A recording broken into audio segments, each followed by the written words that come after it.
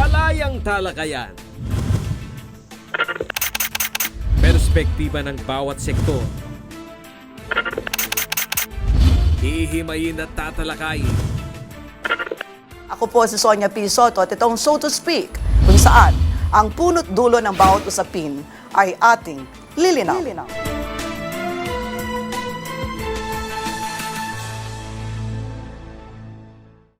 Sapat at patas na nga ba ang nakukuhang pribilehiyo at karapatan na ibinibigay ng pamahalaan sa mga nakatatandang Pilipino?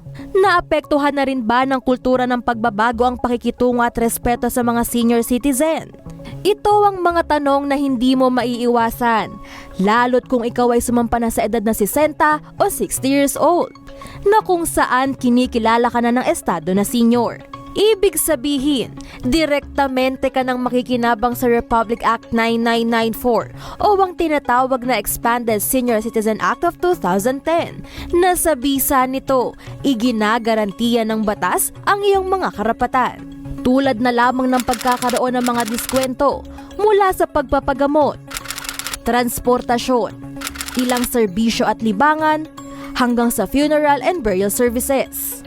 Gayon na rin ang otomatikong pagiging member ng PhilHealth at social pension kung ikaw ay pasok sa poverty threshold na batayan ng pamahalaan na magkakaroon ka ng pensyon kada buwan. Totoong patuloy ang paglaki ng bilang ng populasyon ng mga nakatatanda sa Pilipinas. Pumapangalawa dito ang Central Luzon sa aspeto ng kabuhayan at disenteng pamumuhay. Ang hamon sa bumababang halaga ng piso sa tumataas na bilihin ay social protection ng mga nakatatanda. Puna ng mga kritiko sa umiiral na batas, magkaroon ng dagdag na ayuda sa social pension at gawin itong accessible para sa lahat ng senior. Samantala, hirit din nila ang magkaroon ng komprehensibong programa ang gobyerno, lalo na sa mga bukas na oportunidad na huwag imenos ang kakayahan ng sektor ng senior citizen na kaya pang patunayan ang pagiging produktibo.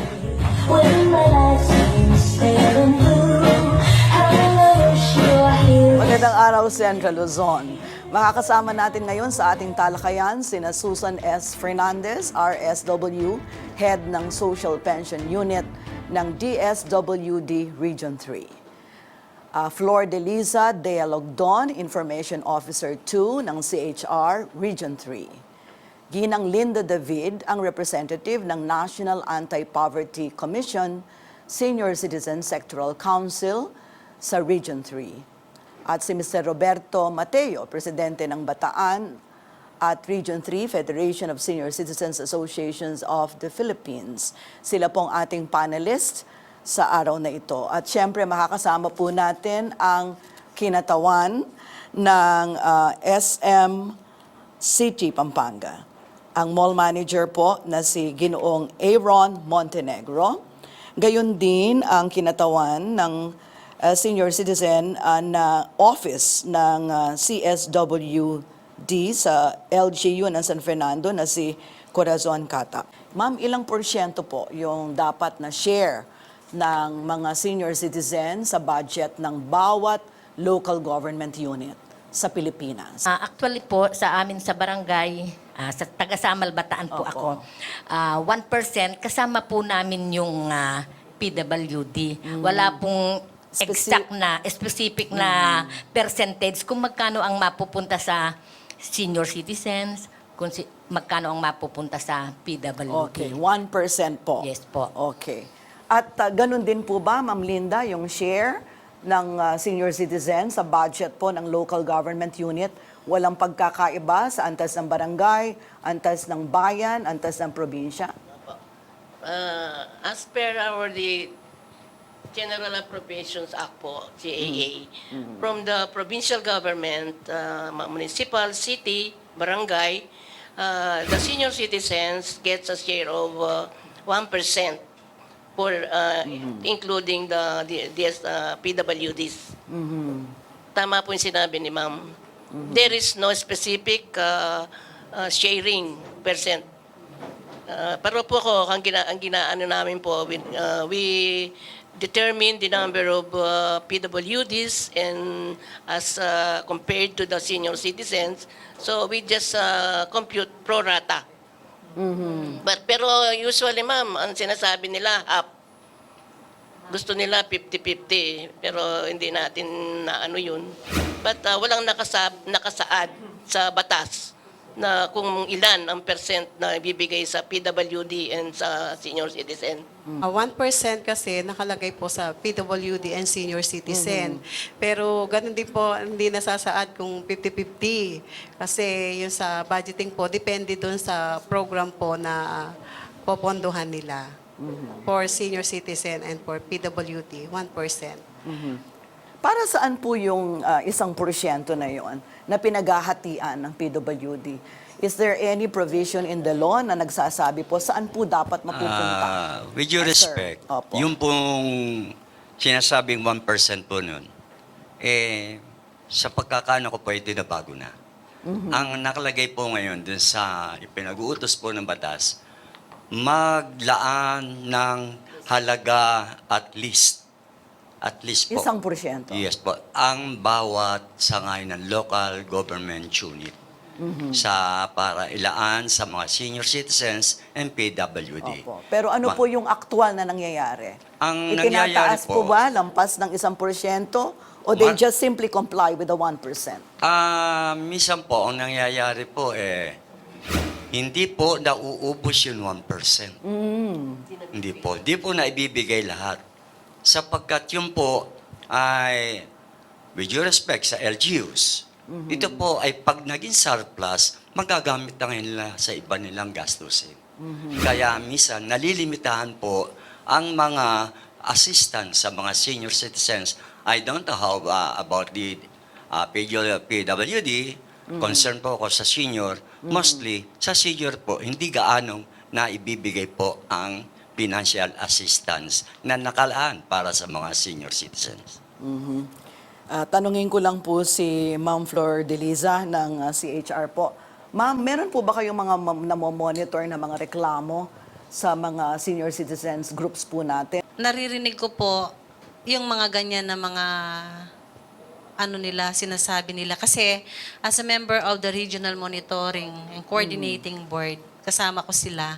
And also with the PWDs, kasama ko rin sila. There was a time na nag-a-attend din ako dito sa mga PWDs na to. Yung 1% na sinasabi nila ng senior citizen, ganun din sa kanila, nahahati din. So yun talaga ang kanilang problema. Even dito sa mga senior citizen. So sabi ko, since na ganito po, yung pinakalas po na nakausap po itong sa mga PWDs, and then last time that we met with the RCMB. And this is the reason, ito po yung dahilan kung bakit ako nagtatag ng isang community-based dialogue. We want to trash out this issue. Ano ba talaga? 1% o 0.5%? Ang nangyayari po kasi 0.5 ang nangyayari, hinahati sa barangay. Kaya ito po yung natatanggap po naming reklamo kasi as an information officer of CHR Regional Office 3, ako po ay talagang nagpupunta sa iba't ibang lugar. Nakakarating ako sa Aurora, Herona, and the same problem na naririnig ko. Tanungin natin yung local government unit ng San Fernando. Ano ang eksaktong amount ang nasa pondo o yung nakasaad sa pondo ng siyudad ng San Fernando na nakalaan para sa senior citizens ng San Fernando, Pampanga? Actually po ma'am, pag ginawa ko po yung project proposal, agad po nilang ina-approvean. Ang pagkaalam ko po yung AIP po namin, 1% po siya doon. Yung 18 million po, andun po lahat ng programa po namin. Yung pong social pension po namin. 1.2 billion pesos ang revenue ng siyudad ng Opo, San Fernando. depende po kasi sa mga, minsan po kasi yung mga senior po namin, merong naka-hospital, meron po kami tinutulungan doon, meron po kaming resettlement, yung mga senior po. Minsan po humihingi po sila ng ibang gamit sa bahay, ganun po. Okay. Doon po namin na, pero iba't iba pong project proposal po ang ginagawa po namin. So sa madaling salita, ang sinasabi ninyo, kayo sa lungsod ng San Fernando, hindi limitado dun sa 1% ng total amount ng revenue ng San Fernando ang inyong inilalaan sa mga senior citizens.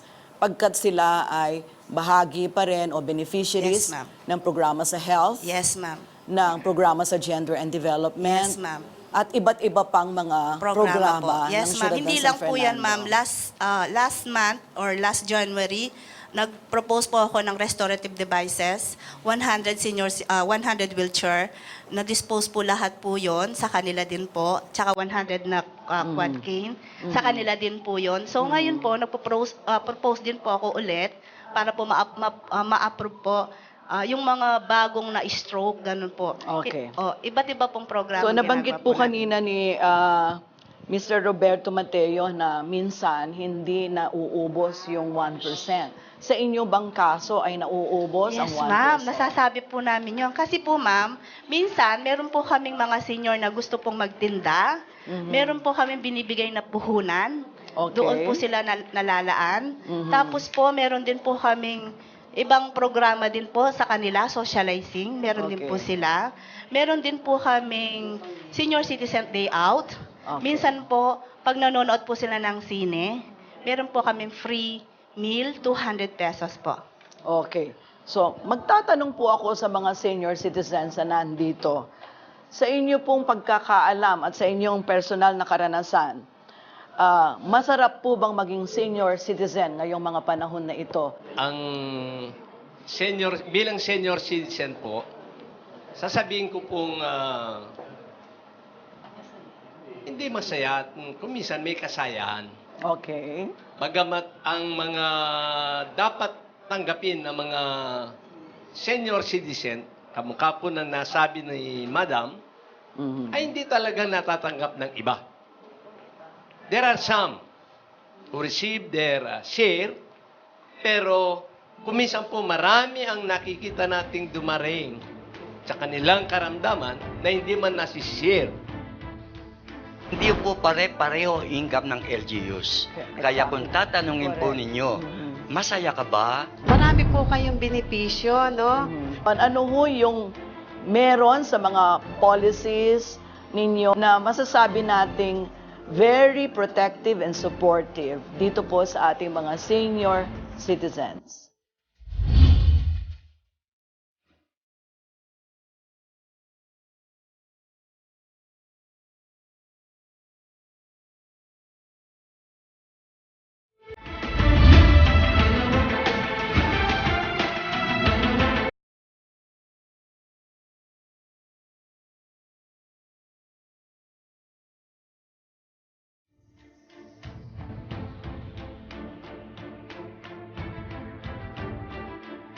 Hindi.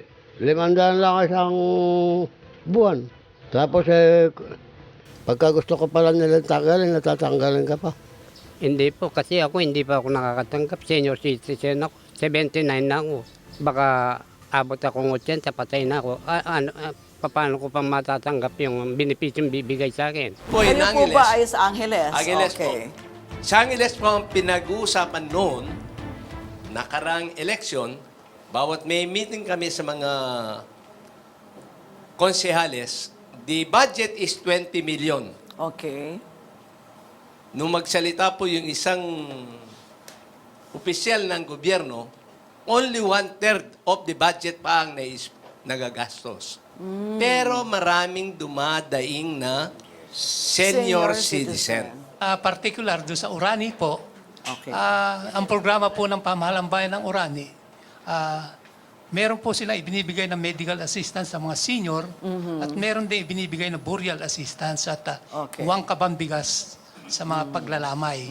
Yung po programa na, kaya maaari pong sa 1% na para nakalaan sa senior citizen, kung minsan po lumalabis pa dahil Okay.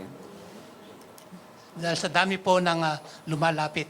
Tungkol Okay. naman po doon sa social pension, sa Orani po, meron po kaming 947 out of 7,000 na senior citizen. Pero katulad nga po ng karaigan ng marami, bawat lumapit sa opisina ng DSWD, kinukuha po namin yung profile at pupunta sila sa waiting list. At kung magdadagdag ang gobyerno, doon na lamang po kami kukuha. Kasi po marami po talaga na naghahangad na magkaroon ng pensyon. Kaya lang po, sa programa ng gobyerno, hindi sila nagdadagdag, kaya po napupunta po sila sa waiting list. Pero po itong taon na ito, 2019, nagawa po ako ng proposal as OSCA ng Orani na magkaroon kami ng localized pensioner. At inaprubahan na po naman nila at magdadagdag po kami ng 100 para madagdagan yung listahan ng aming local pensioner ng Orani. Okay. So, kayo po ay mukha namang masaya, no? Sino po ba yung malungkot dyan? Senior citizen na malungkot. Kayo po, sir. Malungkot po kayo, ha? Napakasarap pakinggan nung 20 million ng Angeles, 18 million ng San San Fernando. Yung pong budget ng aming third-class municipality is 600,000 only. Paano po namin ipagkakasya yon? Kayo po ay Taga Bacolor po, third-class Bacolor. municipality. Opo. Paano ko po ipoprogram ang 600,000 sa napakaraming senior citizen? Isang activity lang, dalawang activity lang, consummated na yung 600,000.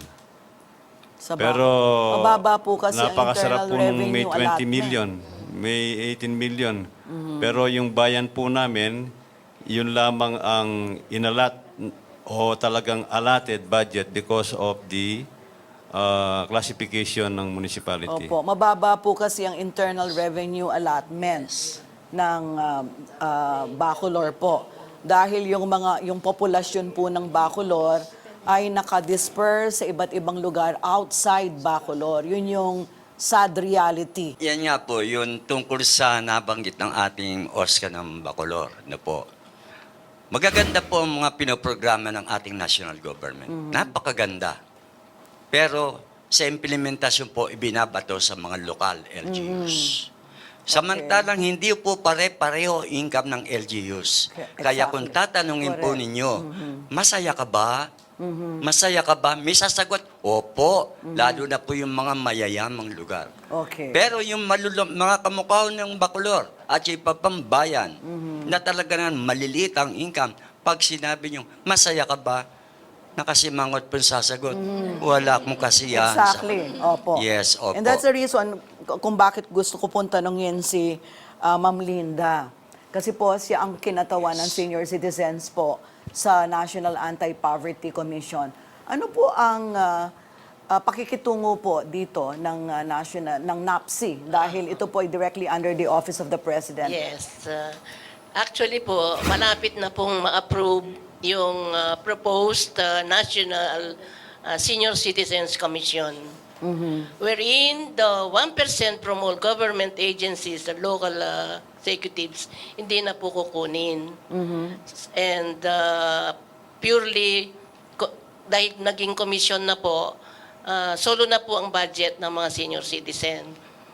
Let us just pray na ma-approve na po ngayon, pipirma na ng presidente dahil sa Congress po na napasa na po sa Kongreso and sa Senate magpapayata niyan. We are hoping na the president will sign this 18th Congress. Pag nandun po yon, wala na pong malungkot. Pantay-pantay na po. From the barangay po, kung babasahin po natin yung draft ng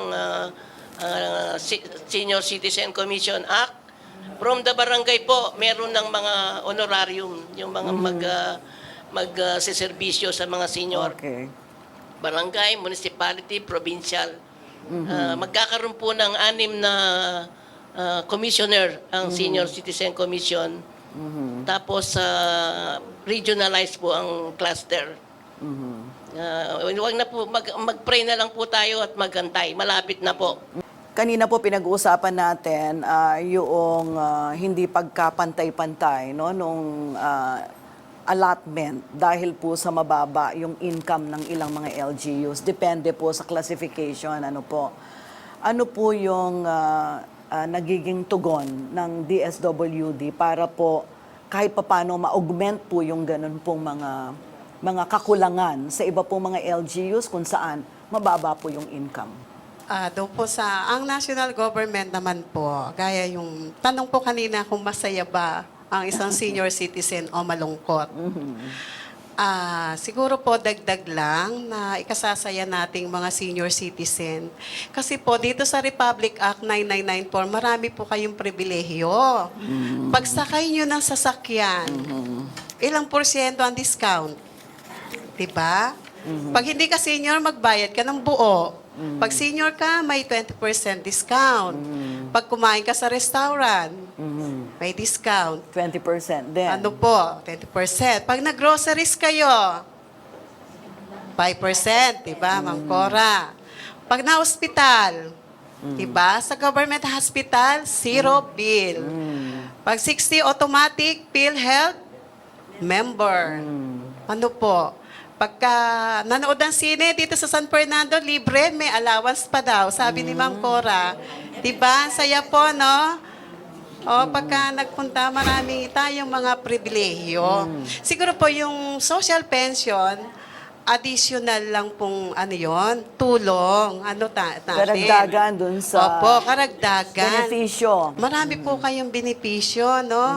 Kaya sabi natin, yung sinasabi natin na mga pagka meron na mayapa, ang local government, meron sila dyan din na burial. Ang DSWD team po, national, meron din po kung kinulang ang ating local, re-refer nila sa regional.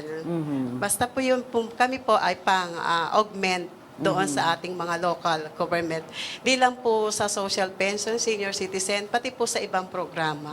Nag-augment po ang regional office. So, sa madaling salita, ang sinasabi ni Ma'am Susan, wala pong dahilan para maging malungkot. Maging malungkot ang senior Diba? citizen. Ngayon naman, tatanungin ko si Sir Aaron. Kasi mall manager po siya ng SM sa Pampanga. Kasi pag pumupunta ako sa mga malls, whether ito ay SM o iba pang malls, kahit saang parte yata ng Pampanga, Central Luzon o maging sa Pilipinas, ang nasasalubong ko ay senior citizens. Tama ba? So, parang seniors mall. Di ba? Ano ho yung, Sir Aaron, ano ho yung meron sa mga policies ninyo sa SM na masasabi nating very protective and supportive dito po sa ating mga senior citizens? How do you treat them? We treat them po, of course, with utmost care. No? All across malls nationwide, ang programa po ng SM Cares or Senior Citizens Program ay matagal na po. It started 2013. But the group of Senior Citizens Committee started last 2007 pa. We've seen po kasi the growing population of senior citizens here in Pampanga. And not only here in Pampanga, but across malls ho, including SM Pampanga. Yeah. Nakita po namin yung need that I think this is the high time also to create a program just for them. Itong programang ito is around 1,800 na po na senior citizen ang nakinabang ho sa programa namin since 2013. So at the average ho, 200 senior citizen per year ho ang aming nakakasama sa program na ito. You hire them? Yes po. We call them project participants. Paano ito? Please tell us about it. They're part of SM as a mall greeter, as a food court guide, and some of them are also assigned in not really strenuous task. Basically ho, part ho sila ng frontline greeters ho namin sa mall. So makikita nyo po talaga, they're just there greeting our customers. And partly ho ng ginagawa din namin sa mga mall, on the mall or branches namin is ang mall po will be the one who will orient them on the terrain and demographics ng mall dahil sila ho ang unang tatanungin ng mga customers namin. Pangalawa ho, we give them syempre an allowance at par ho ito sa prevailing wage ho na meron ho ang nasasakupan ng particular mall. Okay. Pangatlo, syempre ho, nabanggit ko, we take good care of them. They are insured ho once they are part of this program. So may insurance po kaming binibigay sa kanila. Intertwined po ito together with the local government unit, ma'am, no, with OSCA. Kasi OSCA will be the one who will screen. Of course, dapat may mga certain requirements kami that they can meet. And after they've screened them, meron hong endorsement yon kung sino ho yung aming mga kukunin. And then they will start na po together with our program. Congratulations. Oy, thank you po. At meron kayong ganyang program. Ang puntahan naman po natin, yung mga masasaklap na karanasan ng mga senior citizen pag bumibili ng gamot. Yun lang mga walang income, indigent, marami pong kondisyon kaya hindi tayo nakakatanggap.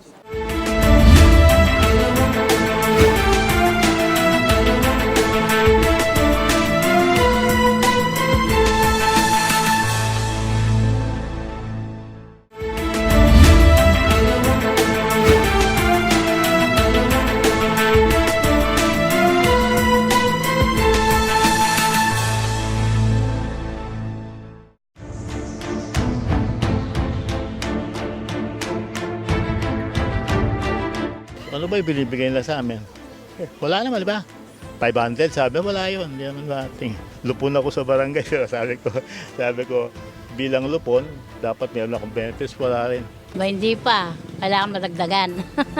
Para may matulong sa akin dahil nagme-maintenance ako.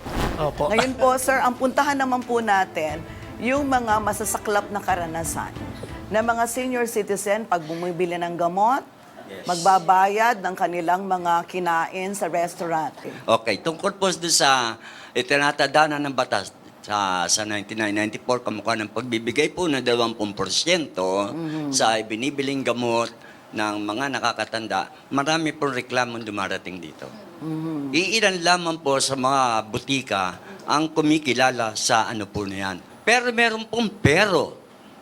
Yung pong nilagay na prescription ng isang doktor, halimbawa po, maintenance ng isang, ng isang matanda, hindi po nila binibigay ang buong nakalagay sa binibigay po na ng partially. Yung pong reseta, meron pong, po yan may date. Yes. May date. Kapag napaso yun, pag napaso, sasabihin na paso nato, hindi na po pwede. kukuha ka na naman. Kukuha ka na naman. Na kung ang nilalapitan mong doktor ay mabigat na doktor, pagkat yung karandaman mo'y mabigat din, karagdagang gastos po sa matatanda. Ako po. Kaya hindi po makatao, yung bagamat nagbibigay sila ng porsyento, kung ano nilagay ng doktor, yun ang ibigay mo doon sa pasyente hanggat kaya niyang bilhin. Totoo ho ba? May karanasan ho kayong ganyan? Limited po. Limited. Kahit na po halimbawa ang nakalagay sa prescription ay 30 tabletas, pag bumili ho kayo at kahit na kumpleto yung inyong pambili, kanila hong, good for 1 week. Hindi ho good for 1 month. Yes. Kung ano po yung lang nila, gusto nila ibigay. Opo. So, partial. Kayo po. As OSCA head ng SAMAL at vice chairman po sa Bataan, talaga naman pong may natatanggap tayong mga reklamo na may mga butika po na hindi nagbibigay ng 20% discount at saka po yung 12% na VAT exemption. VAT exemption. Po. Yun amin pong PSWD o sa Bataan, nakikipag-usap po iyan sa mga drugstores. Talaga pong meron pong pagkakataon na miniting po niya yan, kinausap, para po mapaalam sa kanila yung problema ng mga senior citizens na hindi binibigyan ng discount ng mga ibang drugstores. Ang katwiran po daw ng mga ibang drugstores na ito, mas mababa po ang presyo. Sino ang mismo saklap na karanasan sa restaurant? Kayo po. Siguro po naranasan. Bataan din yan, ha? Hindi, ang ikukuhan ko lang po, ilalahad ko, yung nangyari po di San Fernando. Senior citizen, bumili ka, sasabihin nila promo yan, hindi ka pwedeng bigyan. May paliwanag ho yung batas doon, ano? Ano po yung paliwanag doon, ma'am? Kapag po promo, paano po yung pakikitungo doon sa diskwento? Sino po? Sir? Ang ano po, titignan po ninyo, kukompute nyo kung saan kayo makakamenos. Kung saan kayo makakamenos, Doon kayo. doon ka kumuha. Kaya po, ang sinasabi naman po ni Oscar, in general, yung price yung binigay po na yun. Pero sa Angeles po, strictly compliance yung mga lahat ng mga establishmento ron. Dahil po talagang pinatutupad namin ng batas ng Senior Citizens Act. Expanded Senior Citizens Act. Pag po hindi po nag-comply ang isang establishment, meron po kaming mga monitoring team na pupuntahan yung may-ari ng establishmento at pag-report namin po sa OSCA, darating po sila. Kasi may mga legal office po kami sa lungsod ng Angeles. Ang pinagtataka ko lang po, yung sa medicine, isinasama nila ang exempted kami sa VAT, yung 12%. Bakit pagka grocery at saka sa electric hindi sinasama nila yung 12% na exempted? Yun lang po. Maraming salamat po. So ano ho yung iba pang mga benepisyo, pribilehyo ng senior citizen na sa palagay ho ninyo kayo ho ay naaagrabyado? Meron pa ho ba na agrabyado na hindi? Kayo po. Ma'am, meron po akong mga membro. Sa palagay ko, naapi ho sila eh. Naapi? Ampere ho yung kwan ng DSWD, yung pagbibigay ng yung pension, social pension. Okay. Kasi ho sila nagtatanong sa akin, ganito po, sila ho ay retired worker na ho sila sa mga kumpanya. Okay. Ngayon, matatanda na po sila. Ang sabi po sa akin, bakit nag-validating dito sa lugar natin, inaalis kami dahil meron kami SSS. Eh sabi ko, may SSS pala tayo eh. Kaya wala na tayong ron, hindi ko alam, sabi ko. Ganito yan, napaka-ampere ng mga kwan natin, sabi nila. Kaya kami nagkaroon ng SSS dahil nagpagod kami, pera namin yon. Bakit ngayon hindi nila kami inaanon bilang isang senior citizen? Tanong ko po yun, bakit po? Pakipaliwanag lang po. Unfair daw po ang DSWD. Si Ma'am Maraming po salamat. Linda, merong gustong sabihin muna bago si Ma'am Susan. Alam mo, Tang, kung ano po kasi yung nakasaad sa batas, yun po ang sinusunod. Hindi po tayo pwedeng mag-iba doon. Kasi po, nakasaad sa batas, yung mga nagpe-pensyon, hindi kasali. Yun lang mga walang income, indigent, marami pong kondisyon kaya hindi tayo nakakatanggap. Pero yung sinasabi ko po ulit, pag na-approve po yung National Senior Citizen Commission, lahat po ng senior citizen tatanggap. Ipagdasal po natin yun. Sana itong 18th Congress mapasa na. Okay. Salamat po. Ma'am Susan. Si Susan muna. Okay. Opo, lagi pong tanong sa akin yan eh. Sige po. Bakit yung mga mga pensioner, SSS, GSIS, PBAW o iba bang klase ng pension na tumatanggap ay hindi na kakasama sa social pension ng DSWD? Doon po sa ating Republic Act 9994 nakasaad po dan ay social pension for indigent senior citizen. Opo. At bukod pa po ron ay meron pong guidelines ang ating DSWD. May criteria po yan. Kaya po sinasabi ko kanina, ang ating population noon ay ng 2015 ay 7.4 million na po, 2015. Ngayon ay ang social pensioner natin sa buong Pilipinas ay 3.4 million, di po ba? Pero talaga pong hindi pa nakasama. Kaya po merong criteria tayo. Sino ba yung mga pwedeng mapasama sa social pension? Ito po yung ating priority po natin. Siyempre, mahirap sa pinakamahirap. Poorest among the poor. Yung frail, sickly, with disability. Ito po, yung mahina, may karamdaman, may kapansanan. Wala siyang, yung po nakasaad sa ating guidelines, wala siyang tinatanggap na pension sa GSIS, SSS, BIBAW o iba pang klaseng pension. Bakit po? Magkano po ang pension ng SSS, GSIS, di po ba? Magkano yung sa DSWD? 500 pesos sa ating gobyerno. Ano po? Meron ka ng SSS, meron nakapila, merong nangangailangan. Mas nangangailangan, wala siya kahit magkano.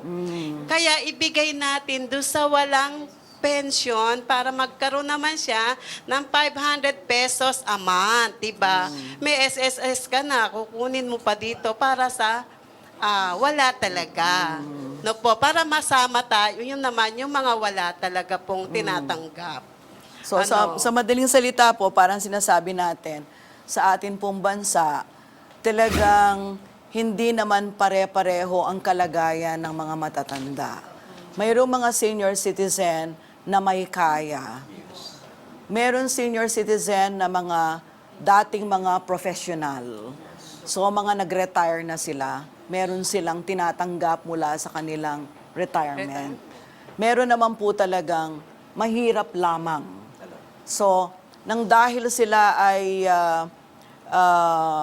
napakahirap ng pamilya nila hanggang sa kasalukuyan na kanilang inalagaan at pinundar na pamilya, kawawa naman sila kung sila ay hindi makakatanggap ng dahil doon sa paghingi ng additional ng mga may pension. Ganun po yung sinasabi ninyo. Ano po? Talaga nga po bang hanggang doon na lamang yung pwedeng ibigay ng ating pamahalaan? Maraming proyekto na hindi naman po gaanong nararamdaman ng matatandang nasa ibaba eh.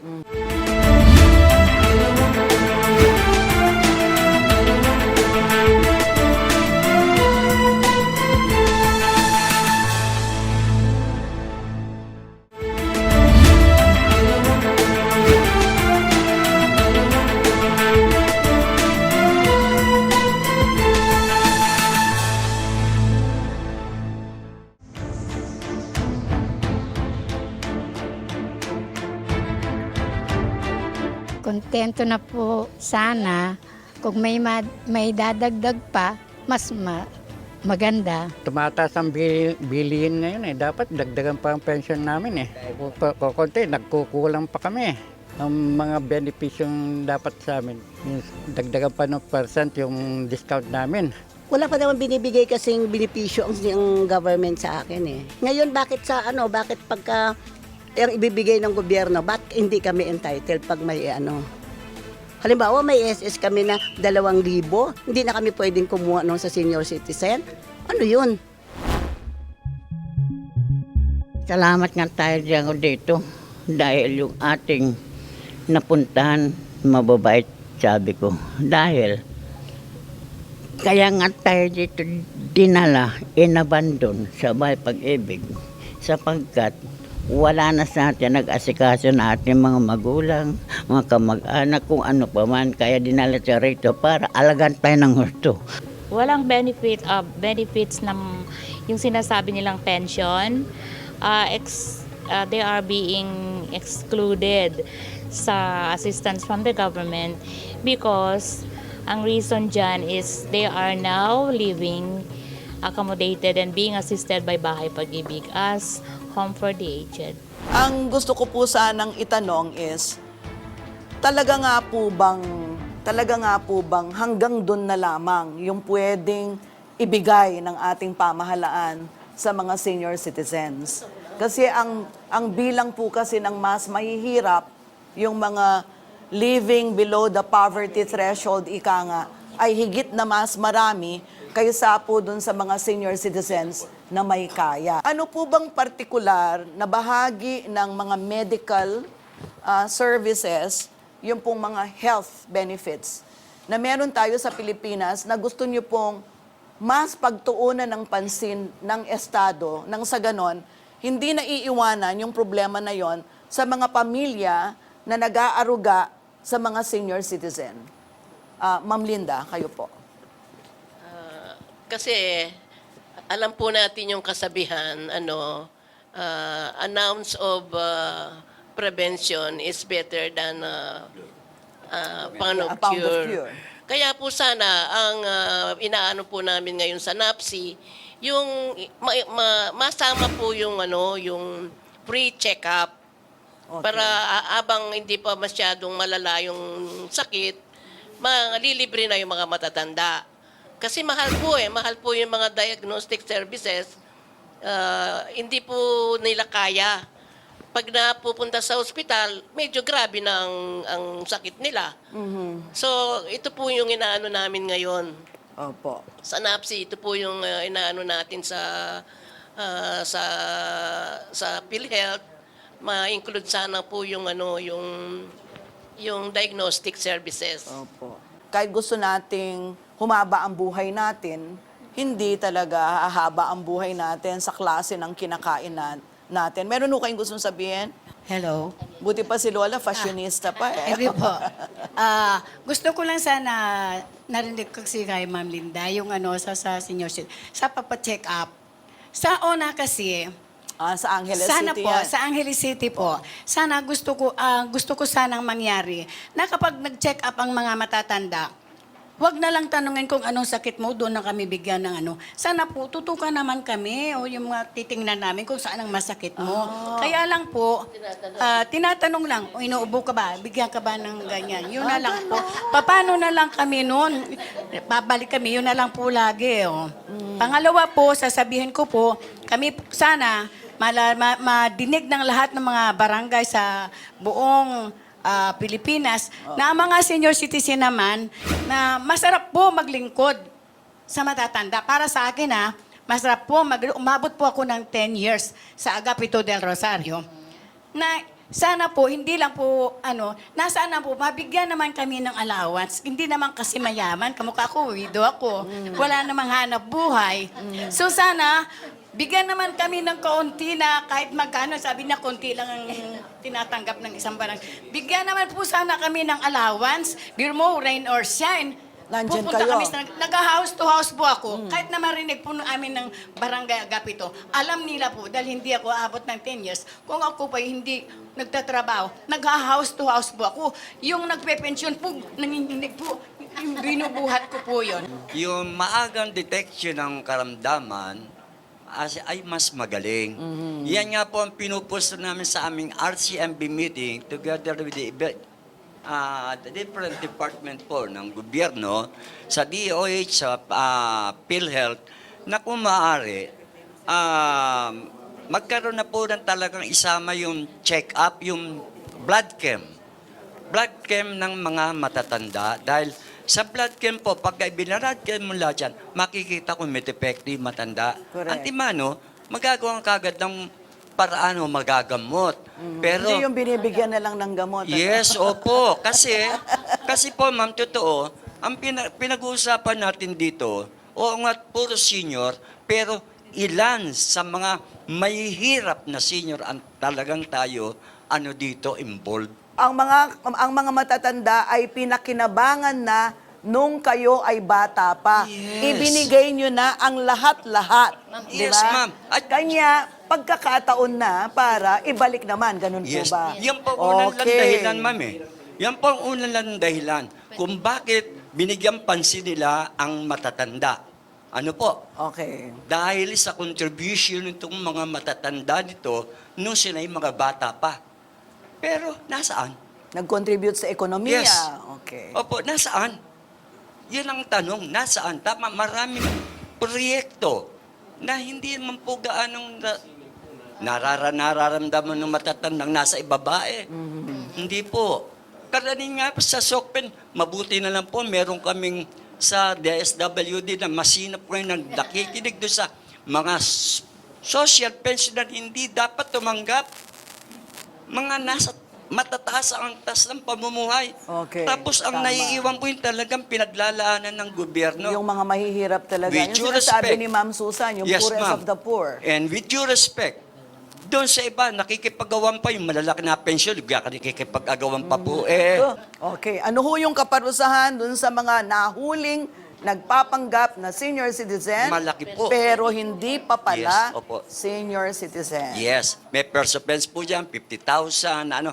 Kung ano po ang bigat ng parusa sa mga humahawak ng ID na hindi pa po karapat-dapat, Na humawak. siya din bigat ng parusa nakalaan sa nag-i-issue, which is OSCA. Kaya pang OSCA, hindi ko sa pinagtatanggol, hindi ususuong yung mga yan na maparusahan sila. Meron pong, mahirap lang pong tumukoy. Politika, ang sabi niyo nga pa, ma'am. Politika. Ma'am, ano ho yung sinasabi ho ng batas kapag nagpanggap na senior citizen at nahuli? Ako na Kayo po, ma'am. Yes. Violation talaga yun, ma'am. 50,000 dun sa nag-abuso at 100,000. Tapos may kulong pa yun. May kasamang 6 kulong. years. Okay. Meron po akong karagdagan doon. Na-experience ko po, when we meet senior citizens, parang meron silang mendicancy attitude. Palagi nang pag minimit mo sila, ano bang meron dyan? Ano bang bibigay dyan? Ano bang meron? So that, pag nag-meet ka ng senior citizen na wala kang ibinigay, Patay. patay. Pero, ang ginawa ko po noon kasi, ang ibinigay ko sa kanila is intellectual knowledge, information regarding their benefits. Okay. Pero, bagay, wala, kaya patay. Pero yung napakahalaga po na dapat malaman natin kung ano ang benepisyo natin. Kasi experience ko ito, nakapila ako sa mahabang Jollibee ganon. Merong matanda nasa likuran, nakapila. Ako, sumingit lang doon kasi alam ko yung aking pribilehyo. Yes. Pinakita ko yung ID, sinerve ka agad ako. Yung isang matanda na hindi alam ang kanyang pribilehyo, nandoon sa likuran na hindi niya makamit ang kanyang pribilehyo bilang senior citizen. So hindi lang dapat na hingi tayo. Ang kailangan talaga malaman natin kung ano talaga ang pribilehyo ng senior citizen na talagang napakarami. Ito po ang problema ko siguro sa buong Pampanga. When you meet senior citizens, nandun po yung, I call it, mendicancy attitude. Syndrome. Kapag wala, parang mahina. Pero saan ho kaya nanggaling ito? Baka ito nanggaling din sa kung papaano pinapakete at ino-orient ang mga programa ng mga local government units o ng gobyerno pagdating sa senior citizen. Tama ho ba, Ma'am Linda? I don't know. I really don't know. That's why I'm asking. Tama po yung sinabi nyo. Kasi ako po, 15 years na po akong naglilingkod sa mga senior. 15 years. 2004 pa po, ma'am.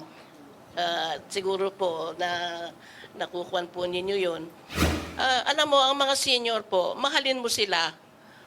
Napakadaling pakyutusan. Napakadaling Pero 15 years po, na buo ko po ang Pampanga. Ewan ko po kung may mga taga-Pampanga rito na makakapag-testimony doon. Malayo po ang nararating nila dahil nakita nila kung anong ang bisa ng pagmamahalan at pagtutulungan. Noon po, hindi po sila naghahangad ng ano bang meron dyan, meron bang honorarium dyan, wala po. Nakita nila yung talagang pagkakaisang tunay, yung tunay na pagkakaisa, pagtutulungan. Maraming Amen. salamat po. God bless us. Maraming salamat po. Dito po nagtatapos ang ating talakayan sa ngalan po ng ating mga naging bisita.